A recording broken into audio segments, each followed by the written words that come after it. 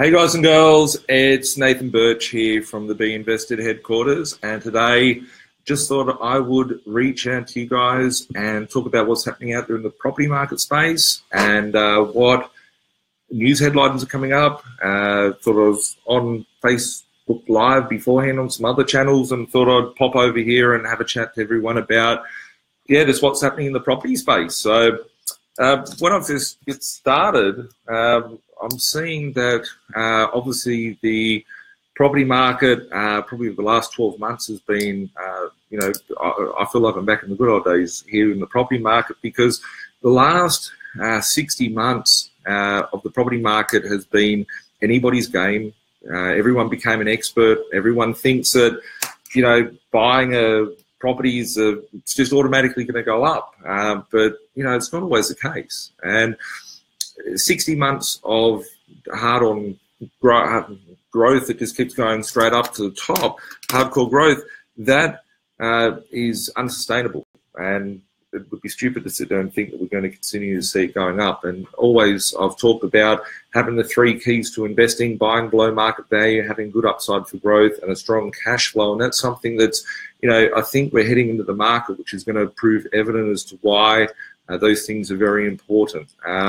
Some of the news headlines out there, if you read the news, you probably feel like you've got bipolar, because in the morning you're seeing that the property market's good, and then in the evening you're seeing the property market's bad and all that sort of stuff. And it's, a lot of mixed messages out there in the marketplace. So I guess I thought I'd jump out there from someone that's actually in the marketplace, making deals happen every day of the week, buying properties, doing cool things in the property space, and give you what I'm seeing out there. So in the Sydney market and the Melbourne market, I'm seeing that, it is becoming a buyer's market, and that is cool. There's nothing wrong with that. There's a lot of commentators, like I've got 3 news articles here.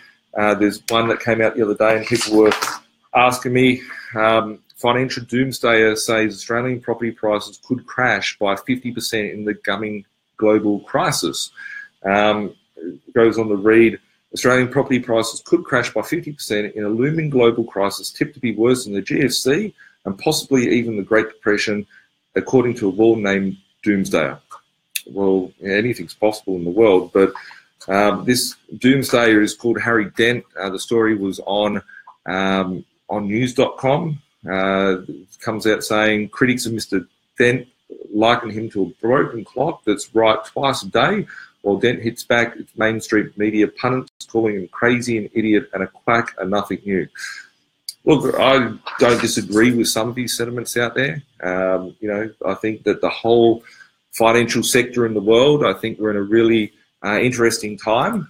I think that, the whole economy is pretty shit globally, and that doesn't mean a bad thing for property investors. When I quit my job, I retired from the workforce at the age of 24 in 2009, 2010, in the midst of the GFC. And from that perspective, I've seen all different markets that are out there. And obviously none of us have seen what happened in 1929. And I think that looking at the marketplace we've got at the moment, there is a very interesting checkpoint.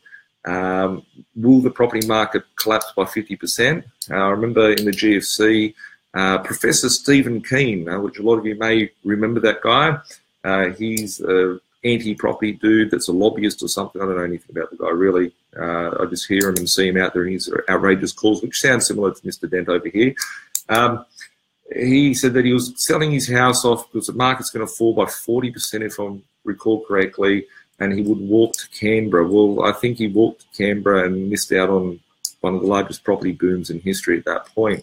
And the reason being is that when the GFC came, what happened is that when the GFC came, what happened is a lot of, there was a lot of people trying to find a safe haven for the money to go. Not just that, when the GFC came, people were looking for a safe haven, but there was stimulus out there to actually prop up areas of the market, and the property market was probably one of the biggest beneficiaries. People say Sydney house prices and Melbourne house prices, etc., absorbed and too expensive.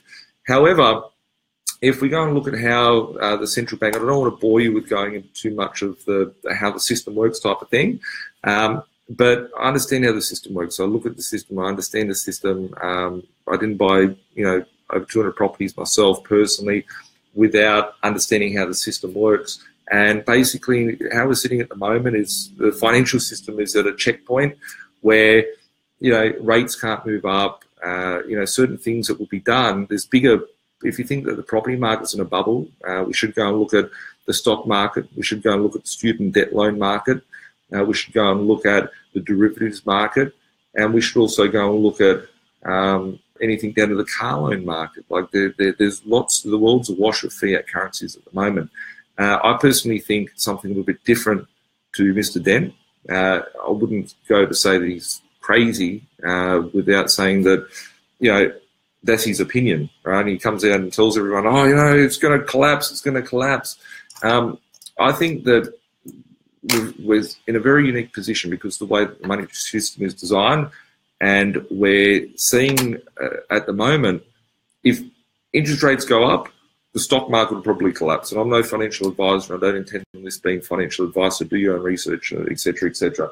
But if interest rates were to go up, there would be bigger ramifications. And I think that that's why over the course of the last, since December 2016, the last 2 years, or 18 months, we've seen APRA put in some policies in order to control the property market. APRA changes have done to the property market what normally an interest rate would do.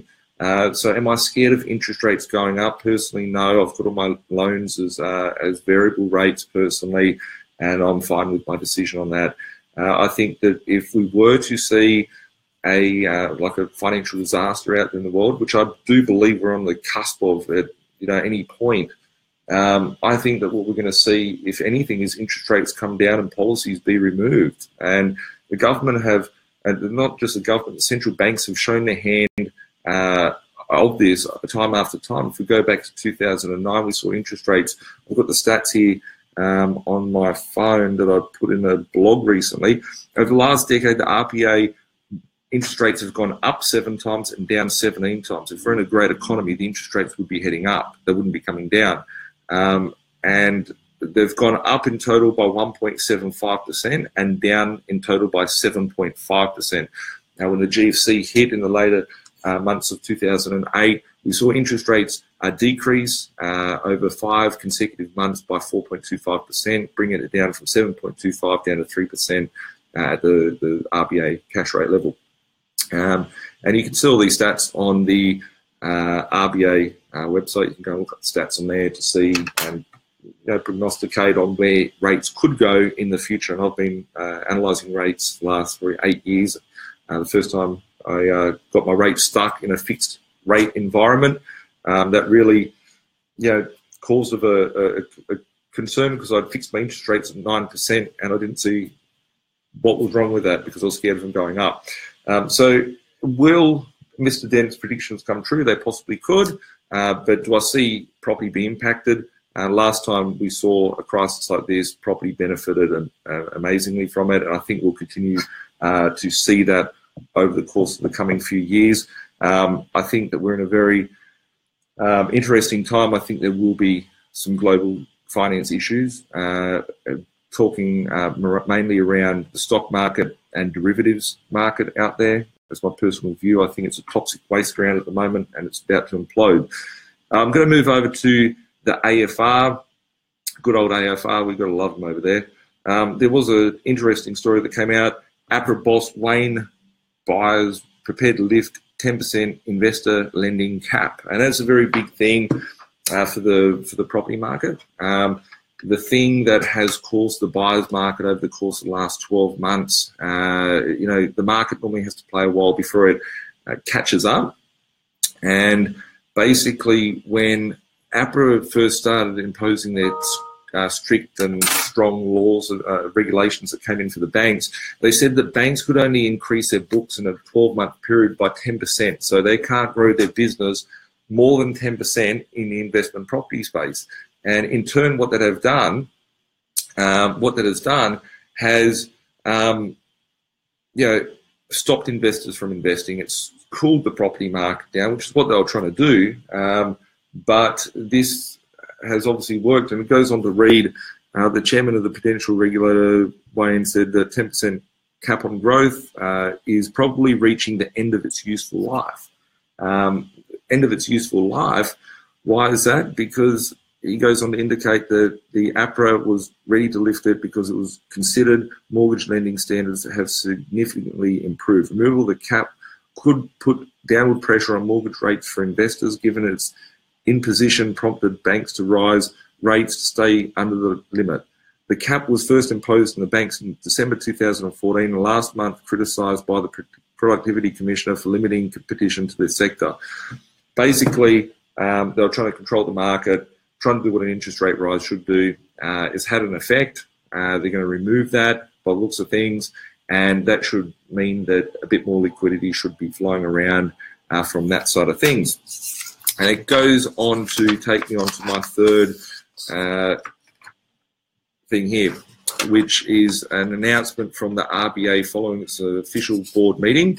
As widely expected, the nation's official interest rate remains on hold at a historic low of 1.5%, which is what I was referring to beforehand. The low rate has been held since in August 2016, when it was cut from 1.75%. Last month, the government of Philip Lowe suggested that rates were not about to drift upwards anytime soon, amid concerns about poor wage growth and high levels of household debt. Speaking to the Australian Economic Forum dinner, Mr. Lowe said, Australia does not need to move in lockstep with other countries like the US, UK, which have already begun raising interest rates. We did not lower our interest rates to the extraordinary levels seen elsewhere after the GFC. So if we go and look around the world at the moment, we've seen over the course of the last few years the same front page basically of the newspaper. Sydney house prices too stupid in price, whatever they were saying, it's unaffordable, they've gone too high, etc. The same could be said for a UK, a US, even the Philippines, Canada, all around the world, because of the way that the monetary system is working. It's had those pressures on the property market. Then other countries are trying to soften their economy and soften the blow.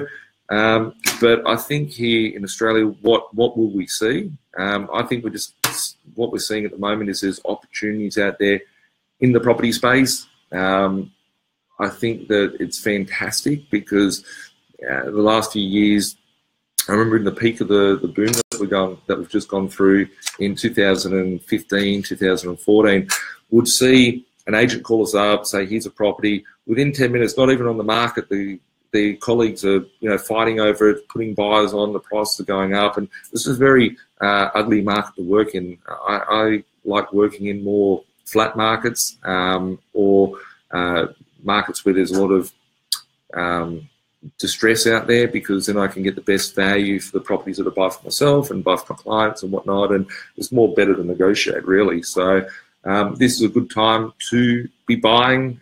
Do I think that we're going to see a GFC? Probably yes. I do think we're going to see something like that in the not too distant future. Do I see it affecting house prices in a negative way? If you're buying shit properties in shit areas with shit, parameters around them, then most likely, yes, you could see issues there. But if we go back and look at the Sydney property market, it went backwards between 2004 to 2008. When the GFC hit, the Sydney house prices went up from 2008 to 2012 to sort of get their ground back with a bit of momentum, and then they took off from there. So what do I see happening this time? I see that the property prices will, I think that they'll stay where they are. There'll be bargains that will pop out in the marketplace. There might be a slight correction, but see 50%. Tell me when in history we've seen that. In the longer term view, I can see a few of you are asking questions about where do I see property in 3, 5, 10 years, etc. I think that we're at a point where the dollar is going to be hyperinflated sometime in the course of the next decade. And if that occurs, it means that with inflation, debt becomes relevant because you're paying your debt off with tomorrow's dollar. So if we go into some sort of hyperinflation territory where we do see the dollar die, that means that if you're holding an asset like a property or a piece of gold or a piece of silver or something that can be inflated away, a vehicle or whatever, that asset will be inflated because the dollar's becoming worthless. And I think that a lot of the reason why we've seen property rise over the course of the last decade isn't due to the fact that the properties have gone up in value, but more so to the fact that the dollar buys less, and there's too much money out there being printed. If we look at my parents, for example, they bought a house and land package in Parramatta in 48, 49, 50 years ago, whatever it was. It was like $13,000. If they owed every cent on it back in the day, lending was very different. They had to, from what I've been told, they had to put down a deposit of 50%. It was like, $6,000, $7,000, whatever. And at the time, my dad was probably getting paid like $1,500 a year. And if he was still around today and in his job, he'd be earning probably 80, 90 grand, which would be the wage sort of thing at the time. If we go back and pretend that they never paid a cent in deposit and they owed $13,000 today, 6 months worth of rent would be able to pay off that mortgage. If we go back and like if it was rented out, the stamp duty would be worth more than that. And we're talking about a property that's now over $1 million that was purchased for $13,000 back in the day as a brand new house land package. What I'm trying to say is that if we have high levels of inflation, when you're paying the debt off, your cash flow is being increased, your wages are being increased, everything spins out of fashion. And we haven't seen that. Most people, I haven't obviously seen it. Most people that are watching this haven't seen it unless you're around in some country that's seen a hyperinflation over the last 30, 40, 50 years. A lot of us haven't experienced it. So what, from my side, not just do I look at property, I look at how markets react, how markets act, and what causes markets to act, and that's where I get my knowledge from. I don't get it from in between Kim Kardashian watching a news article. I get it out from understanding how the system in the market works. And yeah, from that perspective, do I see interest rates going up? Interest rates, in my own personal view, once again, not a financial advisor, this ain't financial advice. I think that interest rates may go up, maybe 0.25% to 0.5% max. If they were to hit 1% up, I think we'd be in big trouble. And I don't just mean the property market, I mean the whole financial sector. Do I think interest rates will go down? I think they're going to just remain flat for a while, quite a while, maybe like 12, 18 months. When what I would class as the GFD, and I've talked about it a little bit on this channel and in other channels, the GFD being what I would class as a global financial depression, that would mean that interest rates would have to be kick-started and pushed right down, and that's what would cause the hyperinflation. So just a bit of clarity on that front. But just on that front, yeah, just wanted to reach out, talk about what I'm seeing out there in the marketplace, what I'm doing out there in the marketplace. Obviously, finance for myself has been a little bit tough over the last few years, last 12 months, 18 months, should I say. So for me personally, I've just been renovating some of my properties, improving my cash flow on the properties, being able to take that time out so I can push myself to a position so I can expand my portfolio over the course of the next 12 to 24 months via new acquisitions and replacing some of my stock in my portfolio, as well as developing on some of my existing properties. So on that note, guys, I might just have a quick look through. If you've got any questions, I might give you a couple of questions to answer. Let's have a look here. Hello. Where do I see the property prices? I think I just answered that. I was talking to Jeremy about news, savings, about crypto. Yeah, cryptos are a big thing out there at the moment. I'm invested into them pretty heavily. Yeah, there's opportunities. I'm seeing a lot of new, people that are becoming millionaires using crypto and then wanting to take the money from crypto and putting into hard assets like property. So there's a lot of people that are help out there on the crypto front, getting in the property market, using that as a vehicle. Hi Nathan, thanks for doing the stream. Where do you see the Australian property prices going in there? For me, still focusing on under market areas. So I'm always a big fan of Sydney property market. I've been buying property every year in Sydney since I could sign a contract in 2003. I want to turn 18, and I've bought every single year a property in Sydney. And on that note, yeah, I think that Sydney's the doormat to the country. We need to keep bringing migration into the country to see the economy stay alive, really. So it would be political suicide and suicide financially if we stopped migration in the country, and that's something that we're blessed by, and that's why we have a fantastic property position here in this country. Buying in the Gold Coast still, buying and looking into other areas, different sort of markets as well around the country, which have been belted over the last few years. What else have we got here? What are your thoughts on the new city being built between Gold Coast and Brisbane? Yeah, I've pretty heavily invested in between Gold Coast and Brisbane. Personally, a lot of properties up there, got about 50 myself, and bought thousands for people up there. I think that corridor, what I found is looking at some of the real, people out there on the street, is that, Sydney has changed a lot. People don't like Sydney. Some of the old people that have been here, like they could be like 30, 35, whatever, they bought their red brick house for 500 grand going back 7, 8 years ago. Now they can sell their house for $1 million. They sell it off.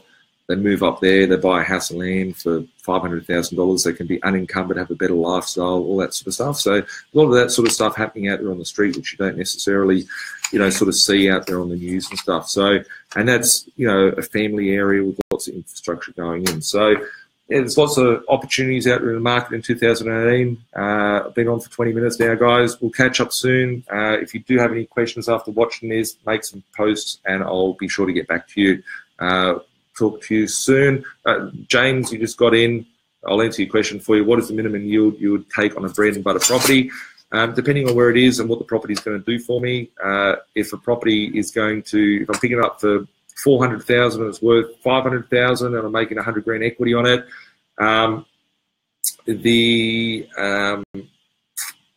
it would be different than if something's just, am I buying it for the yield or am I buying it for capital or equity that I can put in the next deal? So generally, I like to sit around the 7%. Obviously in Sydney, it's a bit harder to do that. So I've got a lot more questions coming in now. Can't answer them all, but I will just talk about state by state. The pricing and the market demand will be determined on how the liquidity flows in and out of the marketplace, determined by statements like this, which are coming from the central banks and being able to understand what levers the central banks are pulling in order to make the property market tip over.